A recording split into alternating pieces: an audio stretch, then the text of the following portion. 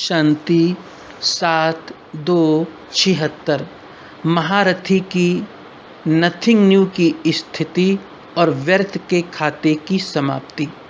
बाप दादा की सहयोगिनी अथक सेवाधारी विश्व कल्याणकारी दीदी जी से मुलाकात करते हुए शिव बाबा बोले, महारथियों के महान स्थिति की विशेष निशानी जिससे स्पष्ट हो जाए कि ये महारथीपन का पुरुषार्थ है, वो क्या होगी। एक तो महान पुरुषार्थी अर्थात महारथी जो भी दृश्य देखेंगे वो समझेंगे ड्रामा प्लान अनुसार अनेक बार का अब फिर से रिपीट हो रहा है। वहाँ नथिंग न्यू लगेगा, कोई नई बात नहीं हो, नई बात अनुभव नहीं होगी जिसमें क्यों और क्या का क्वेश्चन उठे। और दूसरा, ऐसे अनुभव होगा जैसे प्रैक्टिकल में स्मृति स्वरूप में अनेक बार देखी हुई सीन अब सिर्फ निमित्त मात्र रिपीट कर रहे हैं। कोई नई बात नहीं कर रहे हैं लेकिन रिपीट कर रहे हैं। स्मृति लानी नहीं पड़ेगी, कल पहले जो हुआ था वही अब हो रहा है। लेकिन जैसे एक सेकंड की बीती हुई बात बहुत स्पष्ट रूप से स्मृति में रहती है, वैसे वो कल पहले की बीती हुई सीन ऐसे ही स्मृति में होगी जैसे कि एक सेकंड पहले बीती हुई सीन स्मृति में रहती है। क्योंकि एक साक्षीपन, दूसरा त्रिकालदर्शी, ये दोनों स्टेज महारथियों की होने के कारण कल पहले की स्मृति बिल्कुल फ्रेश व ताज़ी रहेगी। इसलिए नथिंग न्यू।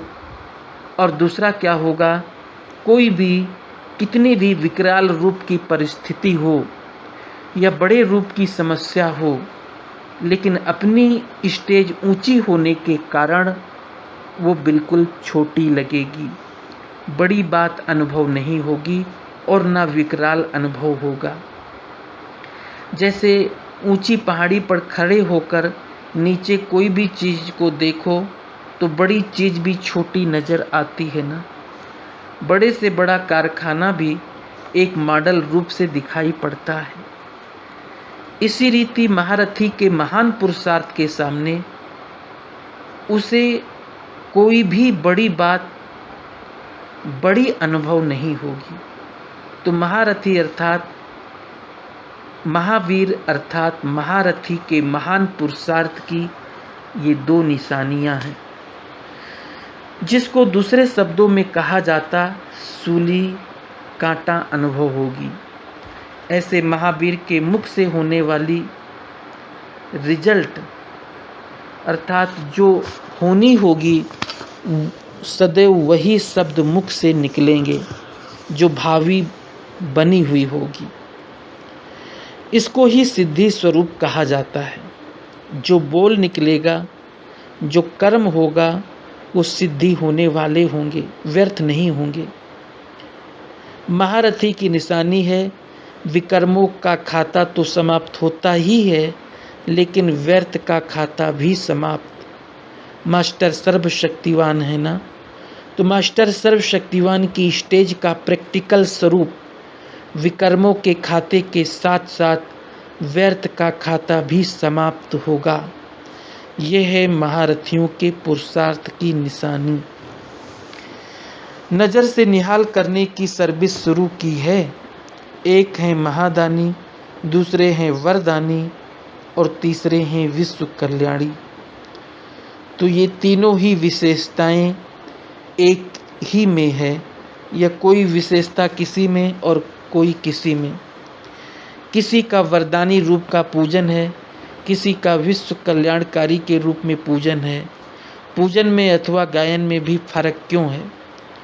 होंगे तीनों ही, लेकिन परसेंटेज में फ़र्क होगा।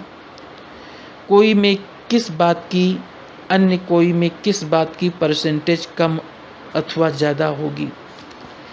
एक है कर्मों की गति, दूसरी है प्रारब्ध की गति और फिर तीसरी है गायन और पूजन की गति। जैसे कर्मों की गति गुह्य है, वैसे इन दोनों की गति भी गुह्य है। प्रारब्ध का भी साक्षात्कार प्रैक्टिकल में अभी होना है। कौन क्या बनेगा और क्यों बनेगा, किस आधार से बनेगा, ये सब स्पष्ट होगा। न चाहते हुए भी, सोचते हुए भी उनका कर्म, सेवा, चलन, स्थिति, संपर्क व संबंध ऑटोमेटिकली ऐसा ही होता रहेगा, जिससे समझ सकेंगी कि कौन क्या बनने वाला है। चलन अर्थात कर्म ही उनका दर्पण हो जाएगा। कर्म में और दर्पण में हर एक का स्पष्ट साक्षात्कार होता रहेगा। अच्छा, इस वाणी का मूल तत्व। पहला, जैसे ऊंची पहाड़ी पर खड़े होकर नीचे की कोई भी चीज को देखो तो बड़ी चीज भी छोटी नजर आती है।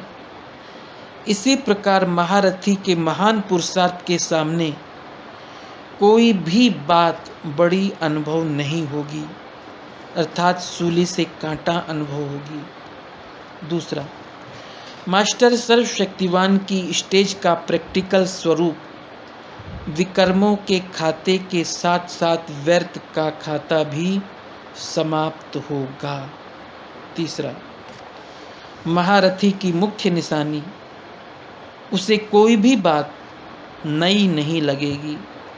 जैसे 1 सेकंड की बीती हुई बात बहुत स्पष्ट रूप से स्मृति में रहती है, वैसे कल पहले की बीती हुई सीन भी स्मृति में होगी, क्योंकि महारथी एक तो साक्षी होगा, दूसरा त्रिकालदर्शी होगा। ओम शांति।